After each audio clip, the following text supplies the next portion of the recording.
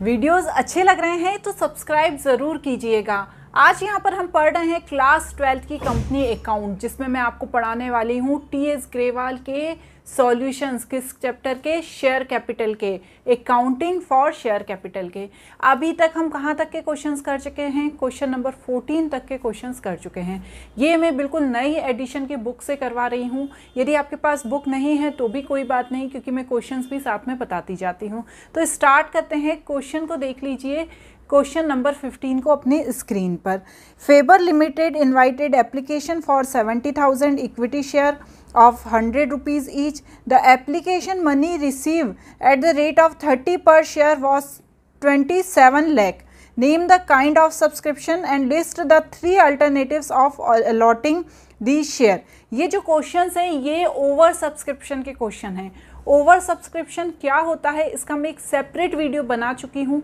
यदि आपने नहीं देखा है तो मेरी प्लेलिस्ट में देख लेना, और मैं नीचे डिस्क्रिप्शन में भी इसका लिंक दे दूँगी। तो यहाँ पर क्या बोला है कि 70,000 इक्विटी शेयर इशू करना चाहती थी कंपनी, उसका प्राइस था 100 ईच। अब लेकिन उसको 30 रुपये उसने क्या करी होगी, एप्लीकेशन मनी मांगी होगी। ठीक है ना, आपको पता है ना, जब इंस्टॉलमेंट में पैसा मांगती है कंपनी तो वो क्या करती है, एप्लीकेशन मनी, अलॉटमेंट मनी, ये सब पैसा मांगती है। फर्स्ट कॉल, फाइनल कॉल पे पैसा मांगती है।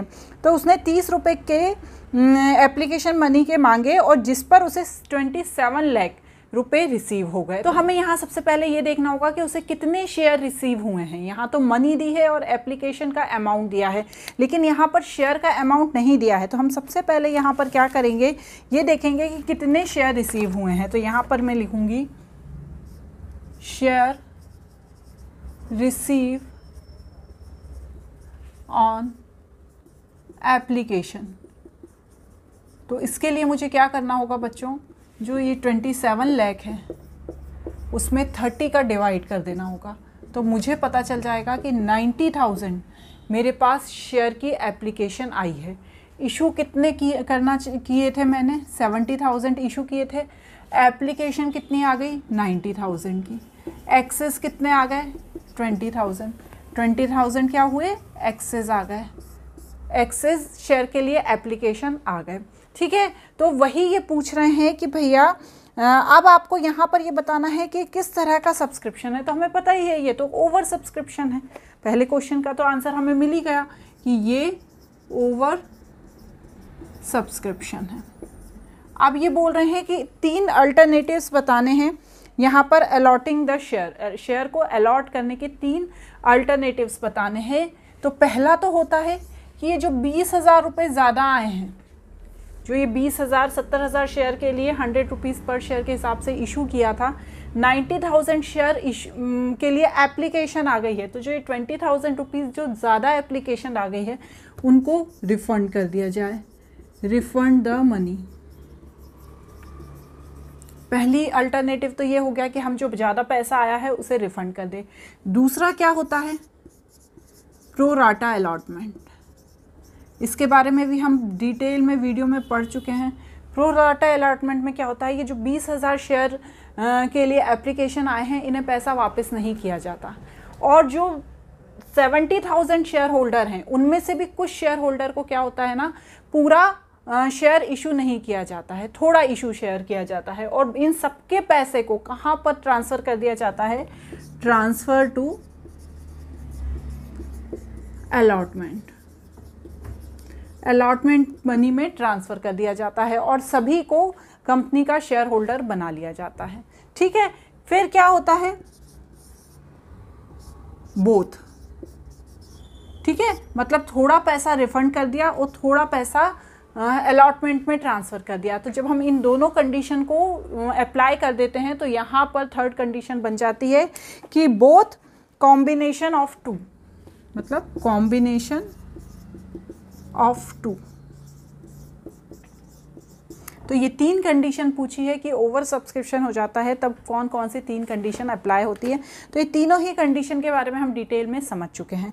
सेकंड क्वेश्चन क्या दिया है, सेकंड क्वेश्चन दिया है क्वेश्चन नंबर 16। देखिए अपनी स्क्रीन पर, Sangam marble limited invited application for 20,000 equity share 100 each issued at par payable on application. The issue was oversubscribed by 5,000 share and allotment was made on pro rata basis. Pass necessary journal entry. यहाँ पर क्या कह रहे हैं कि 20,000 equity share 100 rupees पर share के हिसाब से इशू किए थे, लेकिन ये ओवर सब्सक्राइब्ड हो गए और 5,000 ज़्यादा शेयर की एप्लीकेशन आ गई। मतलब 20,000 में प्लस 5,000 करेंगे तो 25,000 की एप्लीकेशन आ गई। तो एप्लीकेशन कितने की रिसीव हो गई? 25,000 की, 100 रुपीज़ पर शेयर के हिसाब से। तो मैं पहली एंट्री क्या करूँगी? Bank account debit to share application account. ठीक है, कितना? 25 लाख। तो ये क्या होता है, जब हम एप्लीकेशन की मनी हमें जितनी रिसीव होती है, ठीक है ना, ये तो अभी तक हमें पता ही चल गया है कि जितनी हमें एप्लीकेशन की मनी रिसीव होती है पहली एंट्री में हमें वो करनी होती है। ठीक है, अब सेकंड क्या कंडीशन कह रहे हैं कि 5,000 ज़्यादा शेयर के लिए एप्लीकेशन आ गया। तो ये बोल रहे हैं कि इसमें आपको प्रो राटा अलॉटमेंट करना है। प्रो राटा अलॉटमेंट अभी हमने समझा क्या, कि जो पैसा है, जो ज़्यादा पैसा आया है उसे अलॉटमेंट में ट्रांसफ़र कर दिया जाए। लेकिन इस क्वेश्चन में क्या दिया है कि इन्होंने जो पैसा मांगा है, उससे पहले वाली लाइन पढ़िए, issued at par payable on application. मतलब जो 100 रुपीज़ मांगे हैं वो पूरे के पूरे एप्लीकेशन पर ही मांग लिए हैं, अलॉटमेंट पे पैसा उन्होंने मांगा ही नहीं है। तो जब उन्होंने एप्लीकेशन पे ही पूरा पैसा मांग लिया है तो फिर यहाँ पर प्रो राटा अलॉटमेंट नहीं होगा। जो एक्सेस मनी आ गई है एप्लीकेशन पे तो उसे क्या करेंगे? रिफ़ंड कर दिया जाएगा। तो बस वही करना है हमको। क्या करना है? शेयर एप्लीकेशन, जब एप्लीकेशन पे है ही नहीं तो share application and allotment account आएगा यहाँ। ठीक है, फिर यहाँ पे लिखेंगे share application and allotment account debit to share capital account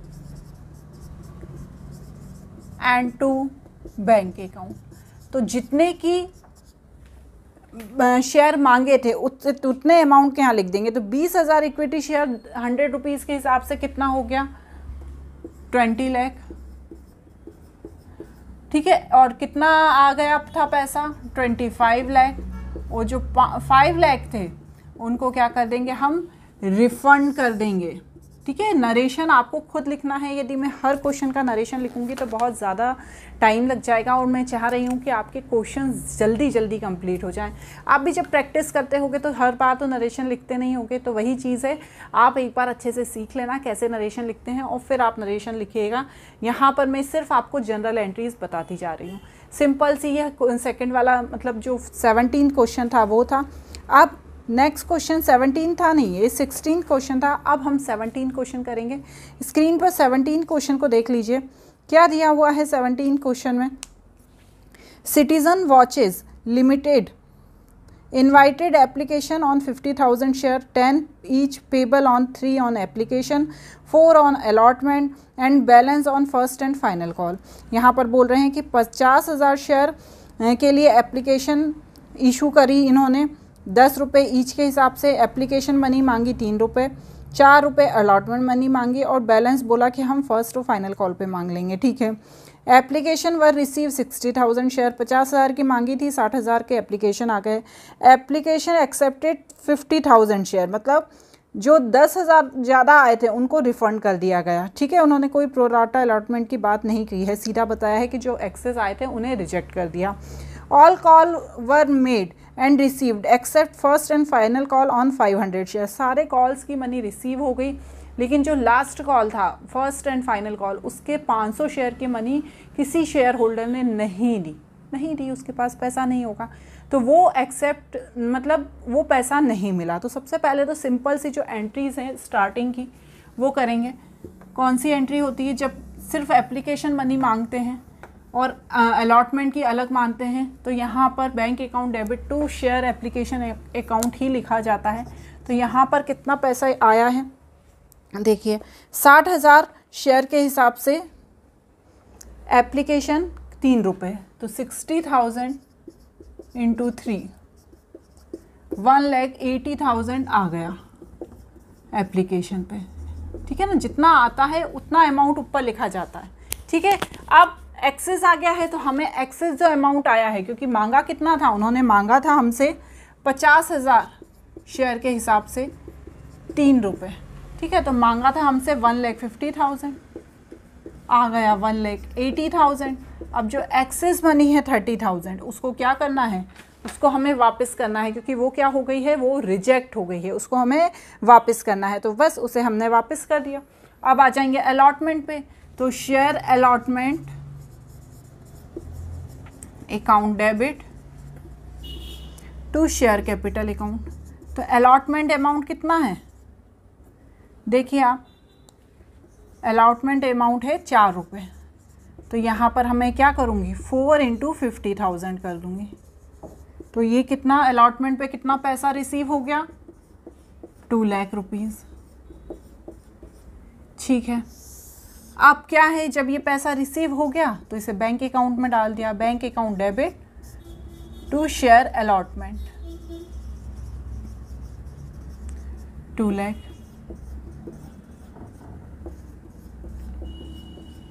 ठीक है, अब क्या है, अब first and final call, first and final call share first and final call कितना मांगा था, देखिए 3 एप्लीकेशन पे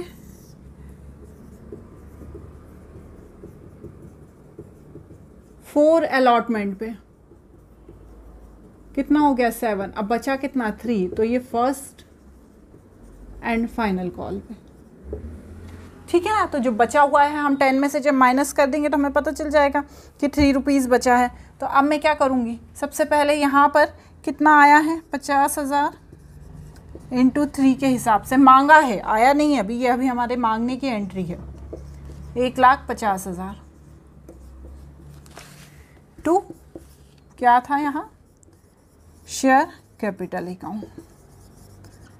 अब उसके बाद पैसा कितना आया है, bank account debit to share first and final call. ठीक है, तो आया अपने पास कितना मांगा था अपन ने, 1,50,000। ठीक है, आप लास्ट वाली लाइन पढ़िए, क्या लिखा है, all call were made and received accept first and final call of 500। तो 500 शेयर नहीं रिसीव हुए हैं। तो मैं यहाँ पर कितने शेयर देखूँगी, 500 कितने के हिसाब से, 3 के हिसाब से। तो यहाँ पर मेरे पास 1500 शेयर क्या हैं, कॉल इन एरियर हैं, रिसीव नहीं हुए हैं, वो हो सकता है बाद में दे दे, कॉल इन एरियर है। तो जब मैं 1,50,000 में से 1500 माइनस करूँगी तो यहाँ पर आएगा 148500। तो ये क्या हो जाएगी, मेरी पूरी जनरल एंट्री हो जाएगी। इस तरह से हमने पूरी जनरल एंट्री समझी किसकी, ओवर सब्सक्रिप्शन की। अब इसमें जो नेक्स्ट वाला क्वेश्चन है वो क्वेश्चन है थोड़ा सा लेंदी, तो उस क्वेश्चन को मैं मेरे नेक्स्ट वीडियो में बताऊंगी, और एक ही वीडियो में एक ही क्वेश्चन बताऊंगी ताकि आप बहुत अच्छे से समझ सकें। ठीक है, आज के लिए इतना ही, अगले वीडियो के लिए रेडी रहिएगा।